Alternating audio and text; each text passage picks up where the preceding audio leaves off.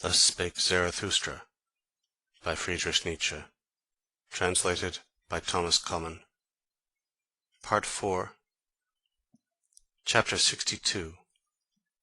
The Cry of Distress. The next day sat Zarathustra again on the stone in front of his cave, whilst his animals roved about in the world outside to bring home new food, also new honey, for Zarathustra had spent and wasted the old honey to the very last particle. When he thus sat, however, with a stick in his hand, tracing the shadow of his figure on the earth, and reflecting, verily, not upon himself in his shadow, all at once he startled and shrank back, for he saw another shadow beside his own. And when he hastily looked around and stood up, behold, there stood the soothsayer beside him, the same whom he had once given to eat and drink at his table, the proclaimer of the great weariness, who taught, all is alike, nothing is worth while, the world is without meaning, knowledge strangleth. But his face had changed since then, and when Zarathustra looked into his eyes, his heart was startled once more. So much evil announcement and ashy grey lightnings passed over that countenance. The soothsayer, who had perceived what went on in Zarathustra's soul, wiped his face with his hands, as if he would wipe out the impression. The same did also Zarathustra. And when both of them had thus silently composed and strengthened themselves, they gave each other the hand, as a token that they wanted once more to recognize each other. "Welcome thither," said Zarathustra, "thou soothsayer of the great weariness. Not in vain shalt thou once have been my messmate and guest. Eat and drink also with me to-day, and forgive it that a cheerful old man sitteth with thee at the table." "A cheerful old man," answered the soothsayer, shaking his head. "But whoever thou art or wouldst be, O Zarathustra, thou hast been here aloft the longest time. In a little while thy bark shall no longer rest on dry land."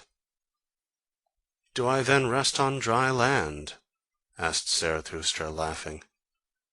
"The waves around thy mountain," answered the soothsayer, "rise and rise, the waves of great distress and affliction. They will soon raise thy bark also, and carry thee away." Thereupon was Zarathustra silent, and wondered. "Dost thou still hear nothing?" continued the soothsayer. "Doth it not rush and roar out of the depth?" Zarathustra was silent once more, and listened. Then heard he a long, long cry, which the abysses threw to one another and passed on, for none of them wished to retain it, so evil did it sound.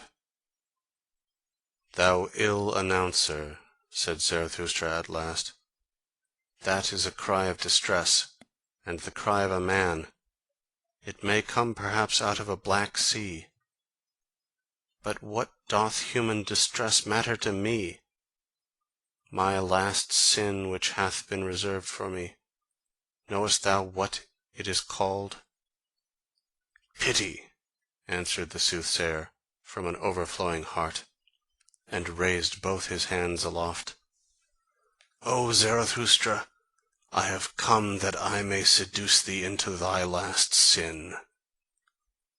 And hardly had those words been uttered, when there sounded the cry once more, and longer and more alarming than before, also much nearer.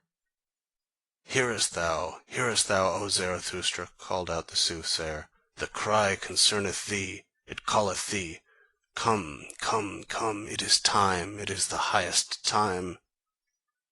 Zarathustra was silent thereupon, confused and staggered. At last he asked, like one who hesitateth in himself, "And who is it that there calleth me?" "But thou knowest it certainly," answered the soothsayer warmly. "Why dost thou conceal thyself? It is the higher man that crieth for thee." "The higher man!" cried Zarathustra, horror-stricken. "What wanteth he? What wanteth he, the higher man? What wanteth he here?" And his skin covered with perspiration.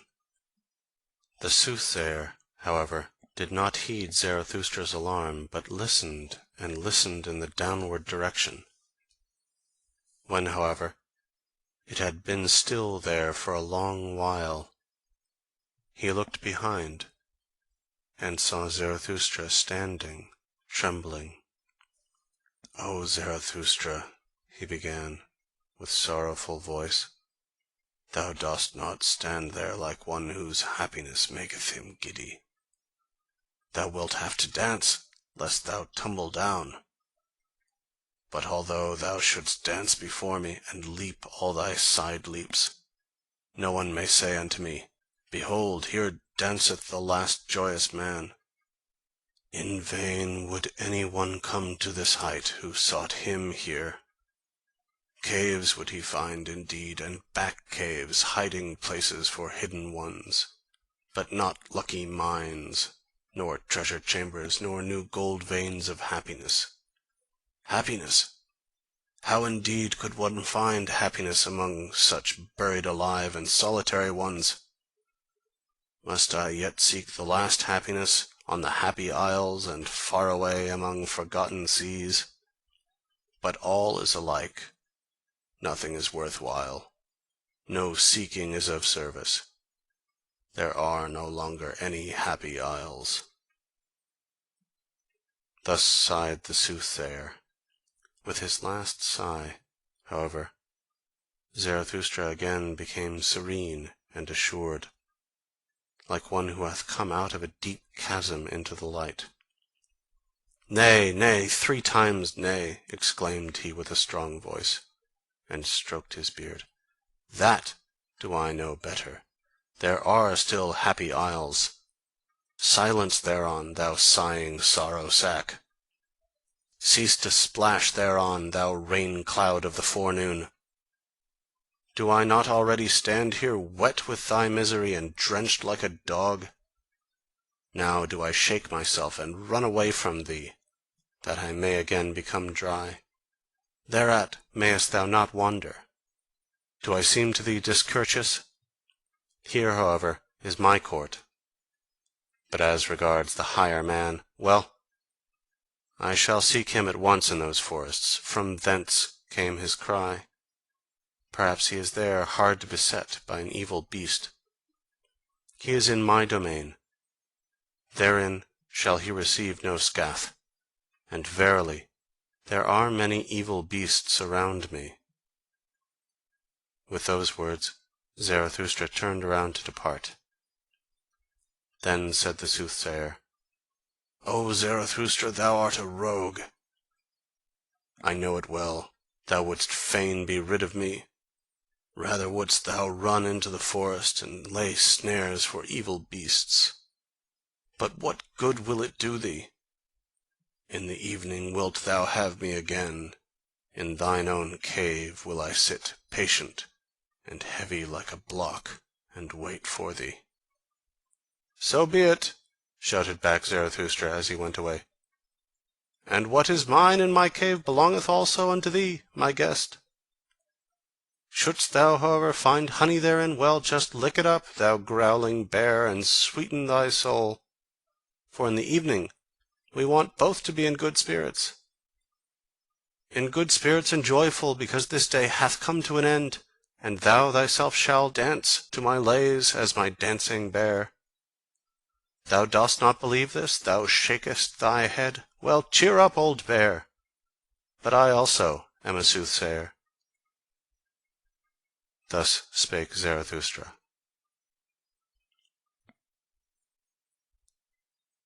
End chapter 62.